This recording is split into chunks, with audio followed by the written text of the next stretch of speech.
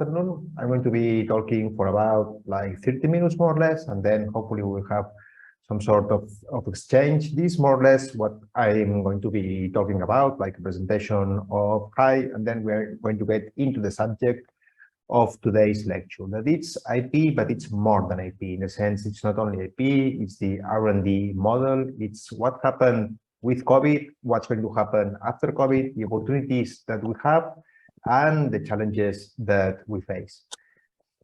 Well, before we start with like what is Health Action International, for those of you who don't know us, we are an organization that has been around for 4 decades, and our mandate is to promote access to safe, effective, affordable, and quality-assured medicines for everyone and everywhere. You've seen we have amended our mandate a little bit. Now we work not only for access to medicines, but also health technologies. We have different projects. I work in the European projects where I deal with WHO, I deal also with EU institutions, and also what's going on with the Netherlands and the Dutch level. But we have like a project working on access to insulin, another project working on access to anti-venom for snake bite.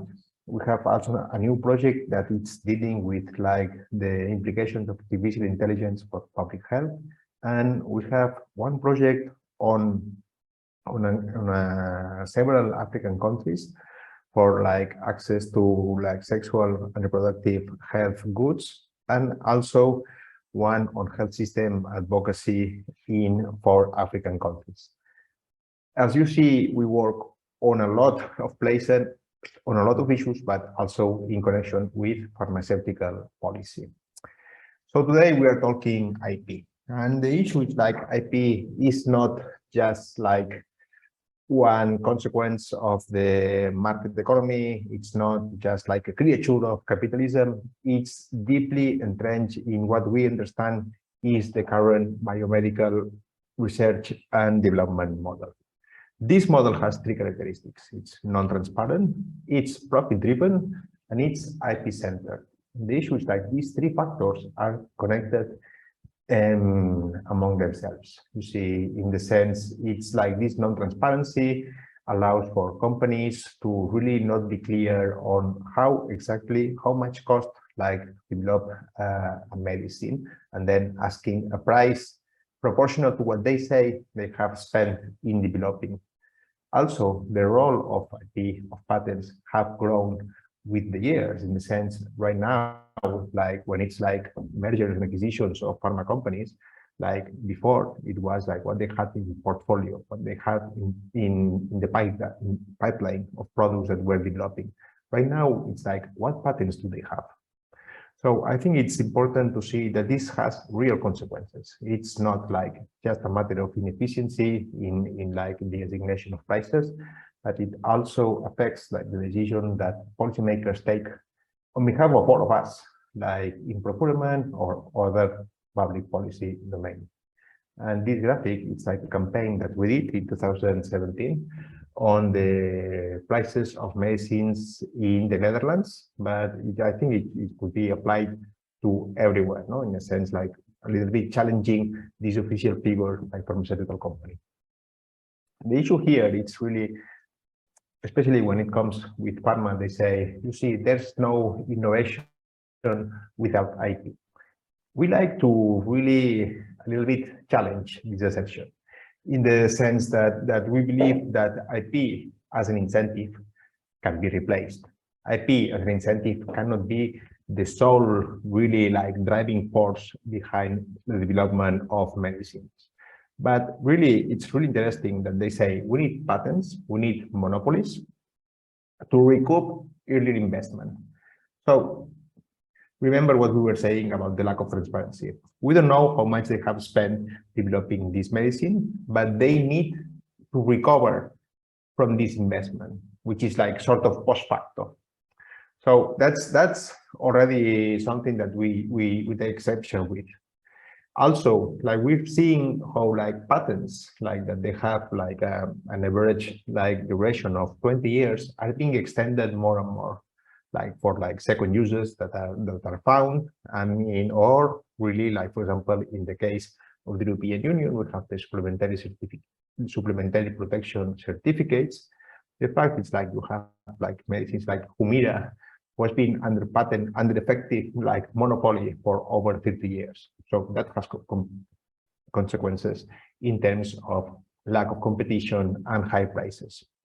Finally, it's like an issue that patents are being granted not always in a justified manner, in the sense that we are talking about products that they don't really have another therapeutical value. They are not really an innovation. There's not an improvement from products that were already in the market. In the sense, I would recommend like this French organization called Prescrire. Like every year they make a ranking of the drugs that are really performance, and then they realize they studied this like the effectiveness, the efficacy of these drugs, and they compare it with already existing products in the market, and they realize that year after year there's a number of medicines that are authorized for marketing which do not improve the existing products. So the idea here, it's important that we are granting protection, we are granting a privilege of monopoly it's not really justified or deserved. I think it's important that here, I'm sure that we are all familiar with the TRIPS agreement. I mean, it's really nice. You realize that you have grown old, because now I work with people younger than me that say, I have seen TRIPS agreement since I was born. Yeah, I mean, these people, I mean, the TRIPS agreement, that's 1994. It's quite recent, but at the same time, it's already like almost like 20 years. But in the sense, it's very clear that this was a game change. In the sense, it was a game change for two reasons. First, it's the first time that we had a WTO, a multilateral trade deliberation, or like a sort of an organization that was focused on trade, and it was permanent, and there was like these treaties that was the legal framework. Secondly, the TRIPS agreement. The TRIPS agreement was really something because IP and especially patent protection had been always like a domestic prerogative, and especially when it comes to pharmaceuticals. And it's interesting to note that several European countries, they didn't grant patents to pharmaceutical products until even like late 70s, early 80s. So it's interesting to see that in the sense, like the WTO was a little bit like the gateway of like what was called then like the globalized world, in the sense if you wanted to be part of this like globalized society, if you want to engage in trade with other members, you have to become member of the WTO, and you have to subscribe these treaties. That for developing countries meant that for the first time they were really enforcing patents on pharmaceutical products. So I think it's really important, this idea of tensions and constraints since the beginning of the whole system of the TRIPS and the WTO, and the resistance from like the global south, from civil society. This sense, like we see, like especially it was said, like they told like to developing countries, once you sign the TRIPS agreement, there's no need for further protection. In the sense, it was supposed to be like the ceiling of protection. They wouldn't be asked for further protection of IP.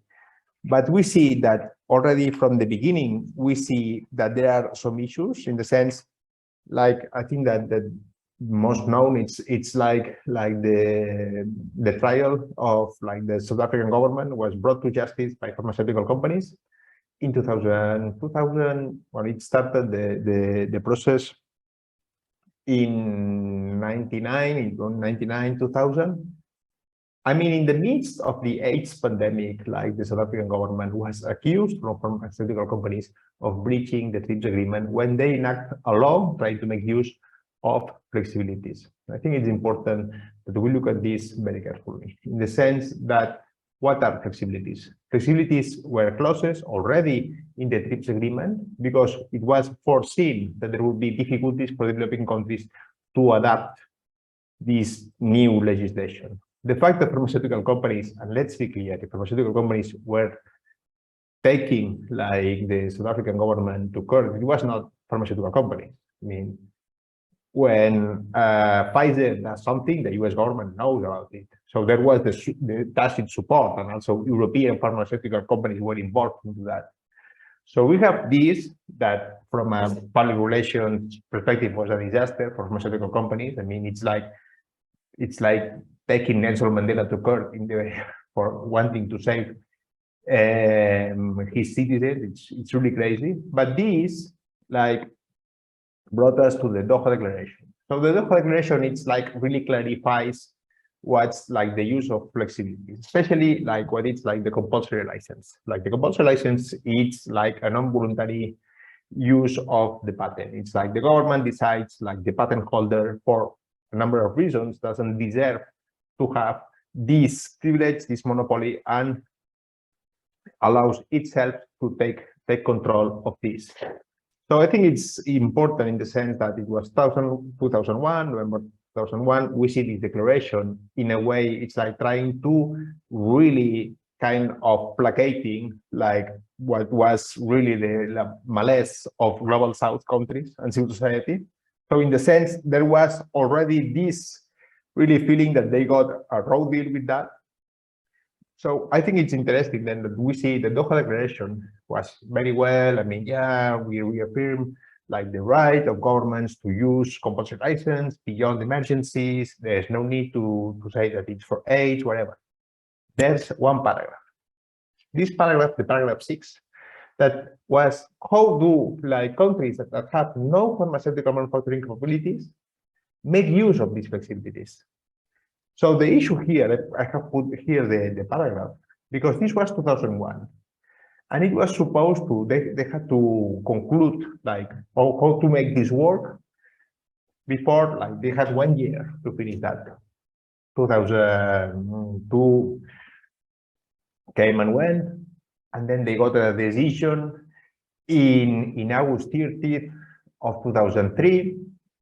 That was really a new article of the TRIPS agreement that took almost 70 years to come into force. So I think it's important that we see this in the sense that even though when there are consensus, there's always some details that are really, really hard to negotiate, in the sense these constant trade-offs. Because let's remember, I mean, the agenda of Doha is still being negotiated today. Even in the last ministerial conference in the last June, they were still discussing like subsidies to agriculture. So, but I think this issue of the countries with no pharmaceutical manufacturing, I think it's really important for what we are going to be discussing next. And what's interesting, it's like towards like the end of like 2010, 2012, we start seeing like a multiplication of free trade agreements, bilateral agreements that bypass WTO and go beyond TRIPS, what we call a TRIPS plus world. And we, well, for those of us that live in the European Union, but also the UK in this case, we live in TRIPS plus territory, in the sense that there's like extended protection. Like, for example, there's data exclusivity, there's 3 years of data exclusivity that allows for an addition of time for the monopoly. So in a sense, we see how WTO was losing ground as a space to discuss and really get these big, grand agreements that we see how difficult it was. So we arrived to the pandemic, the COVID pandemic that, well, no one seemed to had foreseen, but there were already some cases. We had H1N1, we had Ebola, we had SARS, we had MERS. So the issue of the pandemic was a possibility. It had been warned, especially with Ebola, when it was seen that it could affect also Western countries. Like there was some sort of action from governments. But the issue, there are like 3 issues which are really important to understand what happened in the response to COVID-19 and how it shaped like the debates. First, the underfunding of WHO. It's something that has been chronic for the last, I think, 10, 15 years. I mean, governments and civil society keep on asking WHO to do more things, but they don't contribute to the general budget, but to like earmark projects that it's like they're paid projects. So really like epidemiological surveillance, or really the basic like control of diseases like its hurts. There are like structural power imbalances in the terms of really you cannot really pretend that we live in international society when there are like private companies, pharmaceutical companies that have more power and more resources than some sovereign governments, and also the relationships between like especially developing countries and Western nations are really unequal. And finally, technological dependence. The technological dependency, that's something that it revealed to be really important because in the sense that there was no vaccine manufacturing in the African continent when this COVID-19 started. I mean, that's really huge in the sense that the fact that all vaccines for COVID-19 were manufactured either in European countries or US, Canada, that really shows like the imbalances we are talking about. So I think here it's really like these three issues that are really key. These limited manufacturing capabilities that were boasted by monopolies, let's be clear. I mean, Pfizer was manufacturing in Michigan and they could be producing in other sites, but they choose not to. So it was really artificial scarcity of product. The hoarding by EU and other countries. I think it's very important that as EU citizens, we are aware of what happened on our behalf, in the sense that, like, I think like countries like France, Spain, and Netherlands were buying like 7 times like the amount of doses that they needed to vaccinate all their citizens. At the same time, we had like healthcare workers in African countries, in Latin American countries that had no access to vaccines. That really shapes the debate, and that really makes the debate about access to health technology, it turns it really political. And finally, it's important to see that those mechanisms like the COVAX facility that were supposed to deliver on equal access, and I remember when we had the discussions on the waiver, like Europeans say, we say no to the waiver, but we support the COVAX, didn't deliver, failed to deliver, because again, those who hoarded vaccines didn't support in a decisive way these mechanisms. And I think that here, finally, there are 3 issues which are very clear and that I think will help us understand, I mean, where should be headed.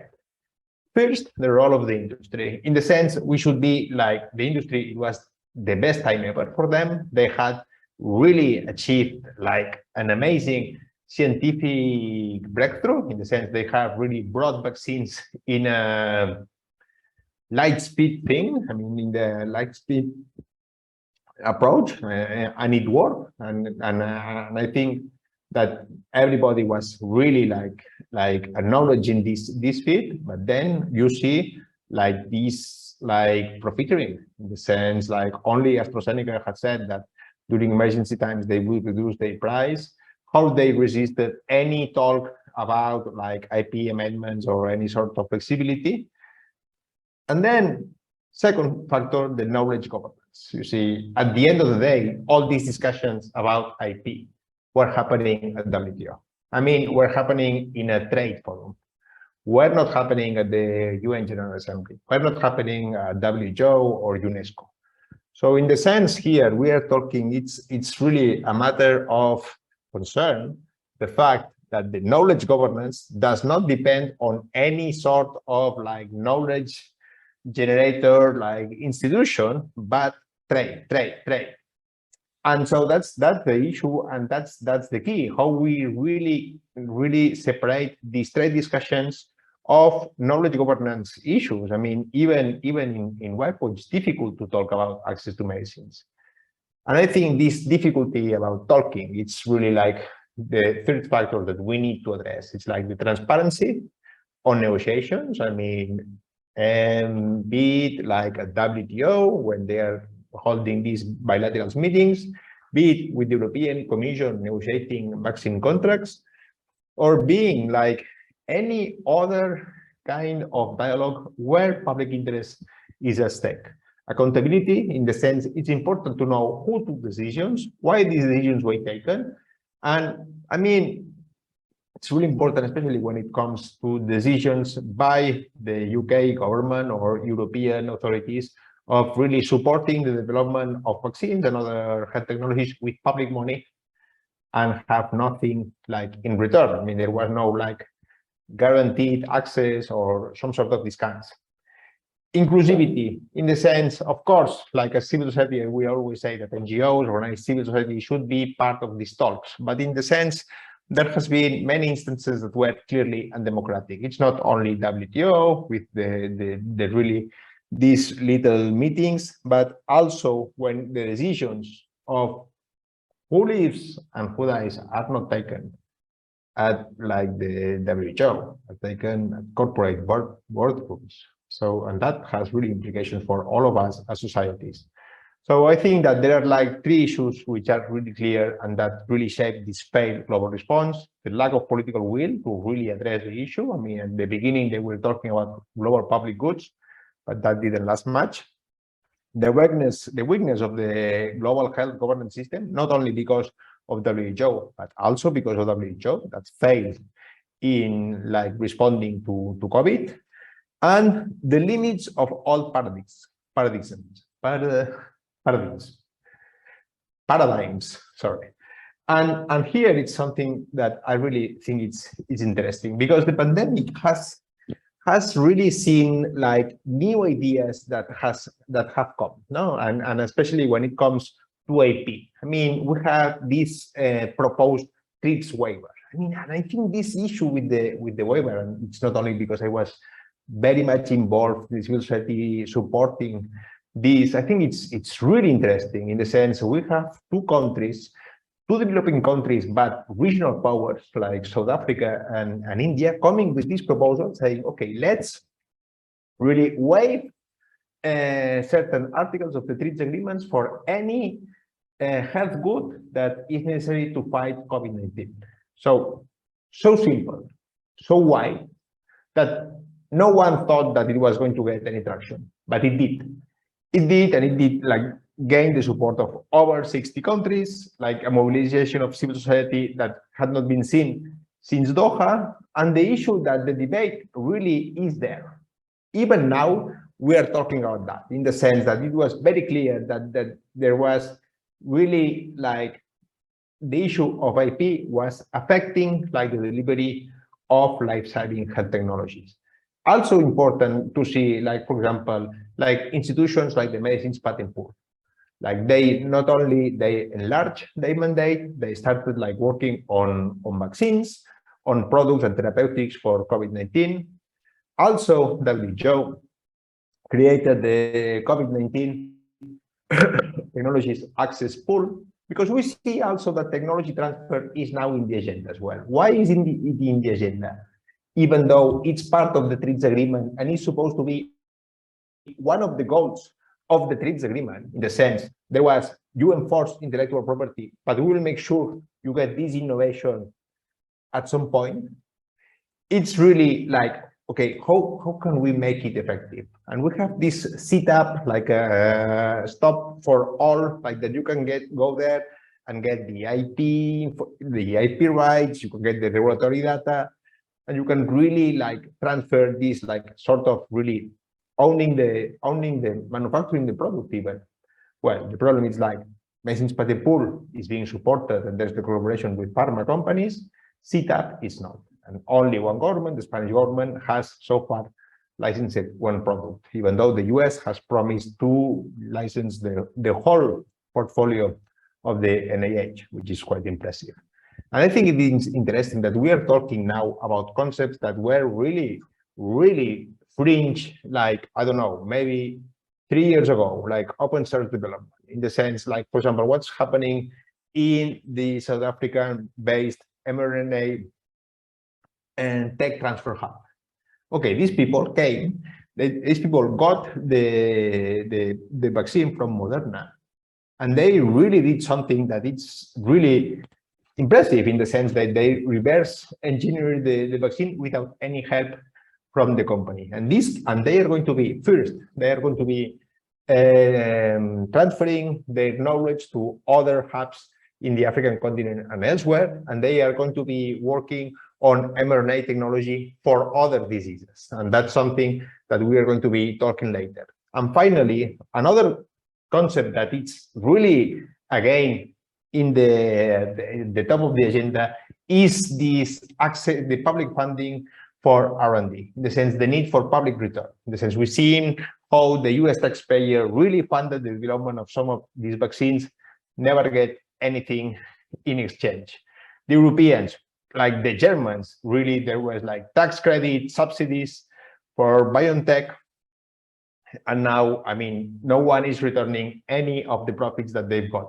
So I think that there's like a demand, there's a public call for really greater accountability on this. I think these are the 4 values that we look at. Because the issue here, I think it's important that when we talk about IP, a new paradigm, new covenant, it's not only IP. It has to be a concerted effort at different levels. And also, I think that we should go beyond the idea of this pandemic or the next. I mean, we should be working already on non-communicable diseases, on neglected and tropical diseases, and also universal healthcare, primary care, AMR. In the sense, I mean, if not, we will keep on thinking on silos. Like today, we talk about IP, tomorrow we talk about antimicrobial resistance. No, we have to be like working on something, but keeping an eye on the other things.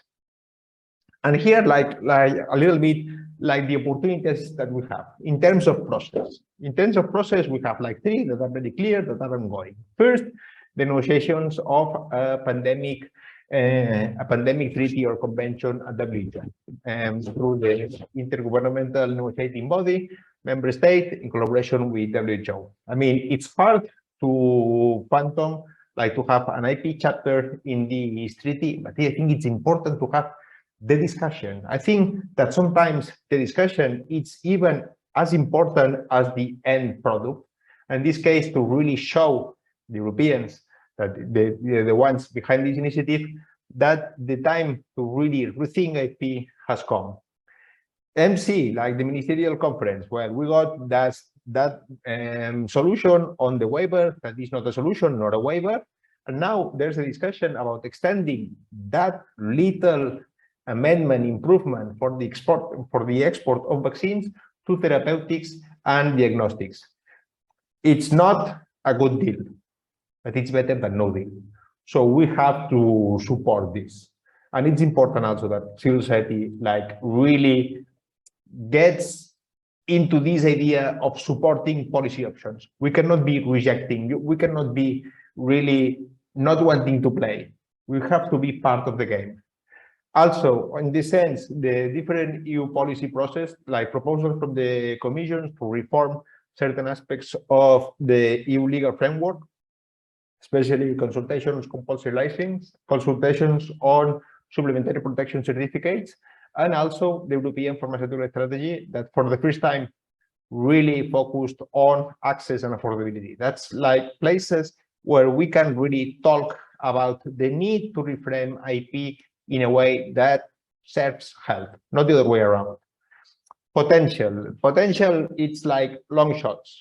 In the sense that we really need WHO to work on IP, on a health-oriented IP, but they need the mandate. And they need the mandate really strong-worded WHO resolution. If not, they will keep on working with WTO and WIPO, and that's a whole different agenda. At WTO, I think that South Africa still has appetite after the defeat with the waiver to keep on pushing for reforms. There's a clear call from like southern countries to really reform the organization in the way they deal with their demands. And I think that an amendment to the TRIPS agreement is a possibility. Having said so, remember when we were talking about paragraph 6, approved like the text 2002, it took 17 years to have a new article in the agreement. But the issue as well, I mean, we need to really show this long-term commitment that other actors have. And finally, I think it's important, like, I didn't know, but next year it's the presidency of the Spanish government of the European Union, and the Spanish government has made global health like one of the top issues of their foreign policy. So it's an opportunity to raise some topics like CETAP, like IP issues at the European level that we can use. Finally, I would like to like make a little bit like publicity of my organization, what we are doing on terms of IP. And we are working especially on trade flexibilities. There are two things which I'm especially proud of. A policy paper on IP and access to health technologies that it's almost finished. We are really right now just finalizing a consultation with partners, and it's going to be launched in October. I trust that Consilium Scientific can distribute it. And also like the trade flexibilities navigator. It's really a tool for all of you out there, academics, policymakers, researchers that want to know more about how to use flexibilities and improve access to patented medicines, especially on compulsory license. And well, the idea, no, is that's the idea of HIGH, no, of our advocacy, to educate, to inform, and to empower. But I hope that you have found this interesting. Thank you. Thank you very much, Jaume. If you can close the slides so we can see everyone, and I'm opening the floor for questions. You can put questions in the chat, but it's not too many of us, so if you can raise your hands, so I can see you.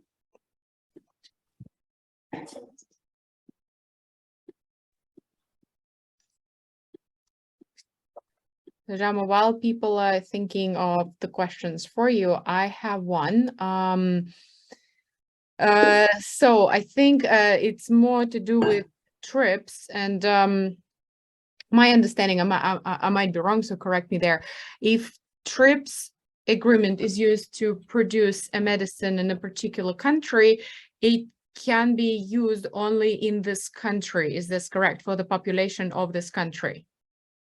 Yeah, I think we are. Thank you. I think it's a good question. I think you are referring to trade flexibilities, and I like the issue of compulsory license. Yes, the compulsory license is supposed to be like for every product, like in the sense, for example, a vaccine has like, I don't know, like tens of products. You would need a compulsory license for each one.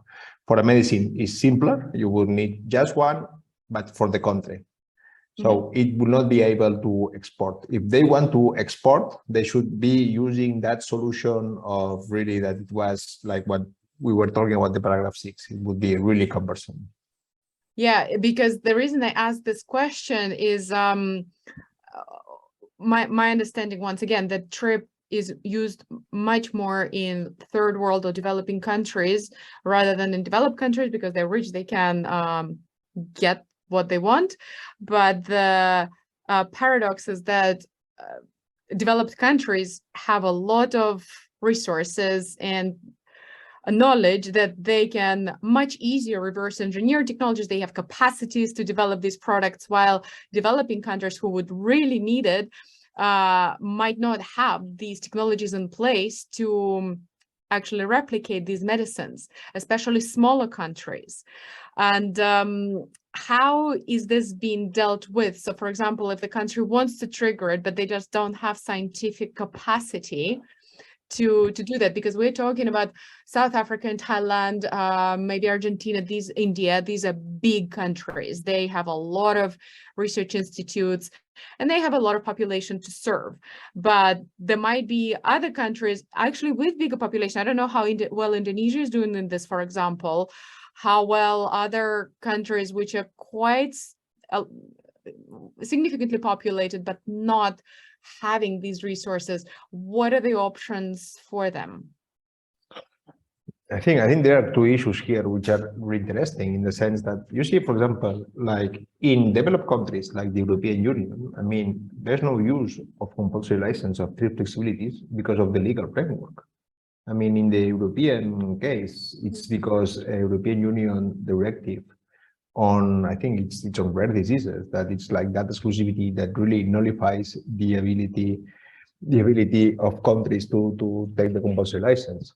Then it's like what I was referring with, like technological dependency of like the vast majority of countries. And I think it's interesting, like precisely the examples that you are mentioning. I mean, Indonesia, Thailand, Argentina, South Africa, India, you know that more or less they have the ability, in the sense, at least to reverse engineer some medicines. And I remember, let's be clear. I mean, okay, let's all share souvenirs. But I remember I used to work at the Pan-American Health Organization in around 2007. And someone in the Brazilian government told me their talks with Roche before they were going to issue a compulsory license. And it was, they were at the table and they showed, like, the Roche representative, here's the medicine that we have been able to reverse engineering. So it's really like, that says what kind of negotiation they can engage. But then, I mean, for example, countries like Nigeria, that they can have like a human capability, amazing. And then universities, they have graduates, they have researchers, but when it comes to the last mile of the technological, I mean, they are not there. I think that they have no options, in the sense there was like the option, like, for example, you see like what Rwanda and Canada did, that tried to use the paragraph 6, like the compulsory license when you have no manufacturing capabilities. Bolivia tried to do that during this pandemic and didn't go anywhere. With Canada, didn't go anywhere. So I don't know. And here, for me, it should be WHO that really provides this technical expertise. I mean, in a way, I mean, it's complicated, because the issue, at the same time, we are always talking about issues that really require like 10, 15 years of really sustained government policy, sustained government funding. So it's really, yeah, I'm sorry I don't have a better or more optimistic answer on this one. No, it's just really highlights how complex the landscape is, and even though there are attempts at institutional solutions, they are solutions for some, but definitely not for all. And smaller countries pretty much have no options. So, okay, so there is a question for you from Sophia in the chat, if you can read it. Wait. I've seen one. Carrera, it's Sofia? Yes. Okay, sorry. Yeah, I see it. Okay. And if you can repeat the question, so. Oh, yeah. And that I'm particularly interested in learning of successful examples in technologies that have benefits from the TRIPS agreement, and where. Well, the issue here, there are some examples, and I think that for me, what it's very clear, it's like the compulsory licenses. The compulsory licenses that Brazil did in 2007, the compulsory license that Thailand did in 2008. I think these are successes, in the sense that they used flexibilities and they were able to produce the medicine, either produce the medicine or gain like a reduction of price by the patent holder. In this sense, these are successes in the sense that the tool, the TRIPS agreement, works. Are you talking about HIV treatments, or? Yes. In the case of Brazil, is HIV treatments, and the interesting case on Thailand in 2008 is that they issued like a compulsory license on a cancer drug. That was really a big thing, because up to then, like most like flexibilities being used were for HIV/AIDS, and this one was for non-communicable diseases. But I think it's really, I think it's, I don't know, because the issue, I'm trying to think other like successful experiences. Well, I can give you one. There was obviously Argentina with Orkambi with cystic fibrosis. So, and to me, that's why I asked you the first question, because some British parents actually flew to Argentina to buy it. But these were very rich families who could still, I mean, it wasn't as expensive as from Vertex, but it was still expensive, because I think Argentina could not do anything like provided for the UK patients because of these limitations.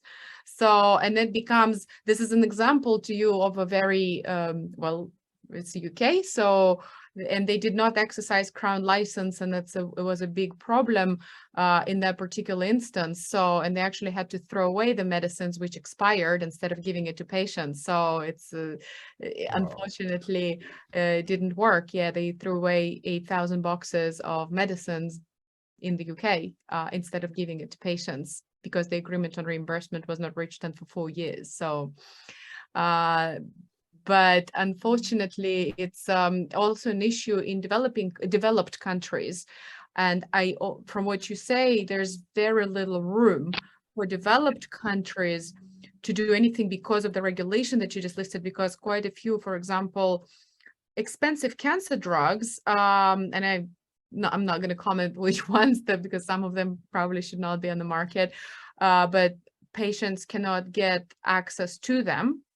And all the developed countries do have capacity potentially to replicate the product, and they can't. So it's problem not just in the developing world or small countries without manufacturing capacity. But here, I think that I didn't know the case of our company in the UK and Argentina. I remember like how was the situation in the Netherlands in 2017, 2018, and it was really bad. But there was a big scandal about a very rare drug that the university developed. Yeah, can you tell that story? And Kieran, right after this discussion, we go to the question from you. Yeah, in the sense there was like a drug that had been originally like developed by a Dutch medical research center that was later on was patented by one of the researchers and then bought by one pharmaceutical company, and they were asking like, and the issue, it's really what is sad. It's like when the government says no, we can there's nothing we can do because it's legal. They hiked the price like 500 times or something like this. It was really expensive.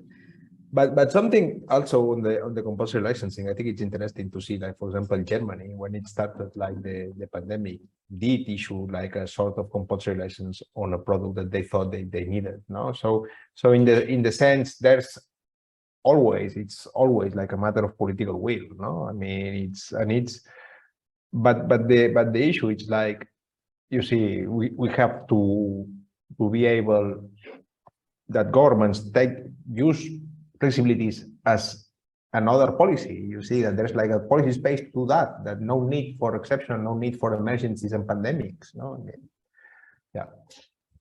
All right, Kieran, your question? Sure, thanks very much. I hope I'm not going off topic with this question, but if I am, just say so. But it seems to me in the ATM movement, we spend a lot of time talking about the problems associated with the IP, incentive for R&D, and not as much time talking about what are the alternatives. And of course, farmers say, well, we're not stopping you. Go ahead. If there's another model and a better way of doing it, just do it. And I know that there, small, there have been some progress. Groups like DNDi have come up with drugs, but there's no big commercial. There's nobody else jumping at alternatives. Either obviously not drug companies nor governments looking at alternative models. And I'm just wondering if you could comment on, why is there so little movement really, or little progress in developing alternative models, given the problems we know there are with the IP incentives? Yeah, I think that's a fair question, no? In the sense that there has been always talk about prices, in the sense like set up a price that, like for example, whoever like develops like an effective antibiotic gets X money. And there is very clear this idea on especially now what the Europeans are talking about with HERA and some of the like international efforts on AMR. It's really to fund like a sort of price, but in a way it's not a price really. It's more of an advanced market commitment. It's like telling companies, if you develop, we are going to buy it. And the issue here, it's really, and I think, and that's a weakness that the civil society we should really work on, in the sense, of course, we criticize the IP, but what's the alternative? And I think that's a challenge. You see, in the sense, what we are now really working on is really to be clear in the sense, no, we are not against IP, we are against misuse and abuse. You see, in the sense to frame it like this, because it's clear. I mean, this line from Parma, I have heard it as well, and it's a good one. It's a good one. You see, it's really okay. If you don't like our model, what's your alternative? And the issue here, it's really that I don't know where it can come from. You see, because we are really working like on abstract concepts, and then it's difficult to get like the attention of people. I mean, like there's people that have been working like for example, Jaume have worked a lot on this. I mean, and this thing, I mean, there's something that Jaume is dedicated, you see, and it's almost always like at the last mile. They had tried something for TB treatments. I remember there was like some work on that, but the issue, I love the NDI and it's really good that the NDI is there and it's this model, but let's be clear, the NDI also collaborates with pharmaceutical companies. And in a way, that's good for pharmaceutical companies to work with the NDI, but it's also a backing that allows you to do certain things. But it shows that another things is possible. It's like the work from like Andrew Peer from the University of Liverpool, like showing that the cost of developing some drugs, manufacturing some drugs, is not what the industry is saying. I just put a link in the chat of the organization that Jaume, you may know. So they also do quite a bit of work, and I wonder if you can comment. I found their reports quite fascinating and useful as one of the learning resources. Yeah, the problem is like after having listened to me, you read the reports, and you will see that they're really good. They are really good, and they issued a report, like I think it was like last week, like showing like the impact of like excessive patenting for like taxpayers and patients. Like remember what I was saying of Humira, like how it extended like the protection in the US. It's really and the issue, I think it's really interesting what they are doing in the US, that it's really placing the issue in the agenda. If you have time, check their webpage, because they had an editorial in the New York Times like 6 months ago on the need to reform patents. Then I think it's really inspirational for all of us, because that's something that we could talk. If they invited me again, we can talk another day. That it's like the reform of patent laws. That's happening in South Africa, that it's happening in several countries, and it's really interesting, because also something that I mentioned and I say again, in the sense we need to be propositive, we need to really come with ideas, no? I mean, and I think what Kieran was saying as well, it's in this direction. I mean, if do not agree with this, what's the alternative? What are we suggesting? Thanks, Jaume. Thank you very much.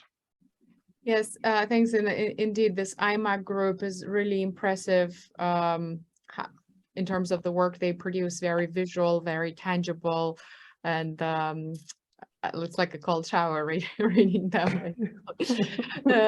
And I think one other thing that you were talking about, patent evergreening, which I think is excessively abused in the US.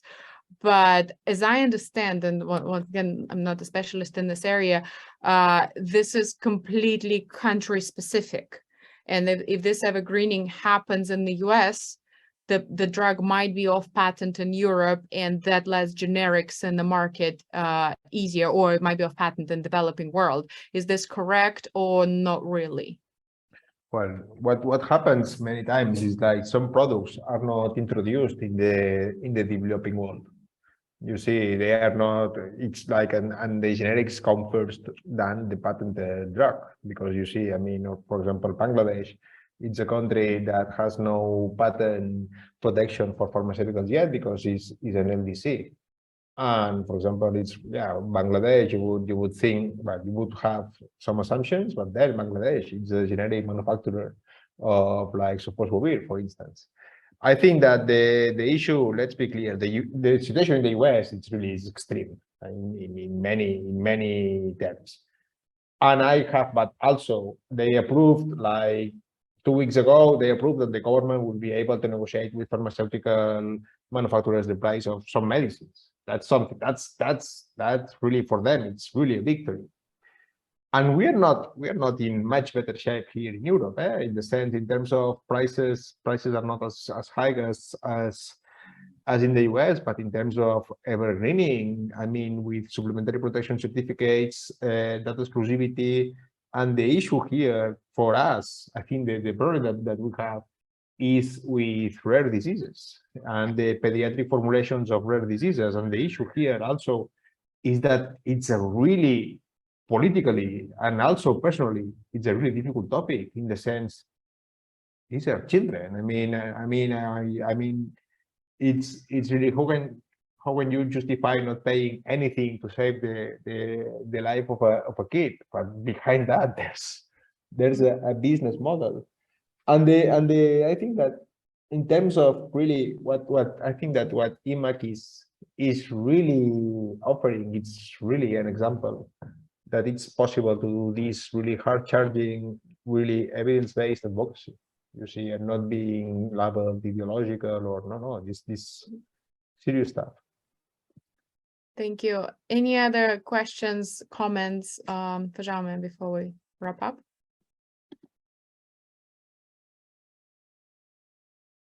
There's a comment from Kirsten. Thank you.